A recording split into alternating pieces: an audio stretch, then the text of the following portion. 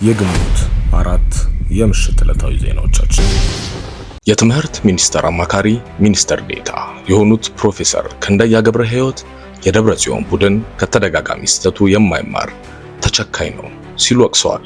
ፕሮፌሰር ክንደያ ገብረ ሕይወት በኤክስ ገጻቸው ባስተላለፉት መልእክት በደብረጽዮን ገብረ ሚካኤል የሚመራው ቡድን ከቀደመ ተደጋጋሚ ስህተቱ የማይማር በህዝብ ኪሳራ የግልና የቡድን ጥቅሙን ለማስጠበቅ ስልጣንን የሙጥኝ ያለ ኃይል ነው ሲሉ ወቅሰዋል። ዶክተር ደብረጽዮን የሚመራው አንጃው የህወሓት ቡድን ወይም ቲፒኤልኤፍ በትግራይ ደቡባዊ እዝ ውስጥ አንዳች አይነት ተቀባይነት እንደሌለው የጠቀሱት ፕሮፌሰር ክንደያ ቡድኑ በዞኑ ህዝብ ያጣውን ህጋዊ ቅቡልነት በኃይል ለማግኘት ከሰሞኑ የጀመረው እንቅስቃሴ እኔ ካሞትኩ ሰርዶ ያብቀል ካለችው እንስሳ ጋር የሚመሳሰል በቀቢጸ ተስፋ የገባበት የእውር ድንበር እርምጃ ነው ሲሉ ኮንነውታል።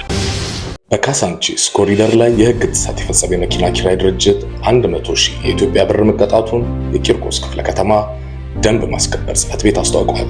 የጽሕፈት ቤቱ ኃላፊ አቶ ዳኜ ሂርጳሳ ለአዲስ ሚዲያ ኔትወርክ ዲጂታል ሚዲያ እንደተናገሩት አሽከርካሪው የህግ ጥሰቱን የፈጸመው ግንቦት 2 2017 ዓ.ም ምሽት 2 ሰዓት በቂርቆስ ክፍለ ከተማ ወረዳ 8 ካሳንቺስ አካባቢ መሆኑን ገልጸዋል። አሽከርካሪው የህግ ጥሰቱን ከፈጸመ በኋላ ባይመልጥም የመኪና ኪራይ ድርጅቱ በህዝብ ጥቆማ ተደርሶበት ግንቦት 4 ቀን 2017 ዓ.ም በቂርቆስ ክፍለ ከተማ ደንብ ማስከበር ጽሕፈት ቤት ተገኝቶ 100,000 ብር የገንዘብ ቅጣት መክፈሉንና ይቅርታ መጠየቁን ተናግረዋል። በማሊ የወታደራዊ ፕሬዝዳንት አስሚ ጎይታ የመንግስትን ገንዘብ አላግባብ በመዝረፍ የተጠረጠሩ 11 የሚጠጉ ሚኒስትሮችን አስረዋል። ሚኒስትሮቹ ለማሊ ልማት የሚውል 80 ቢሊዮን የምዕራብ አፍሪካ ፍራንክ ወደ ግል ኪሳቸው አስገብተዋል ተብለው ነው መታሰራቸው የታወቀው። ፕሬዝዳንቱ ይፋ እንዳደረጉት ሚኒስትሮቹ የዘረፉት ገንዘብ ለድሆች መሆን የነበረበትና ሀገርን ለማልማት የሚችል ገንዘብ ቢሆንም በስግብግብነት ለራሳቸው ለግላቸው አውለውታል ብለዋል። ምርጫ ቦርድ ሰረዘን አልሰረዘን የፕሪቶሪያው ስምምነት ይቀጥላል።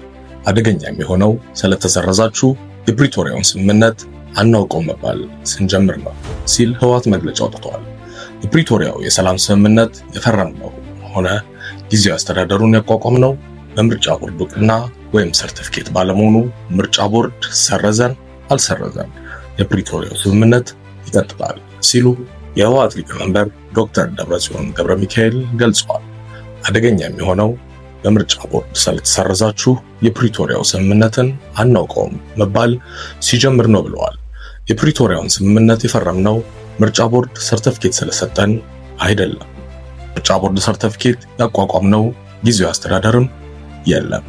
በምርጫ ቦርድ ሰርቲፊኬትም ይሁን ወረቀት የተሰራ ምንም አይነት ስራ የለም ሲሉ ተደምጠዋል።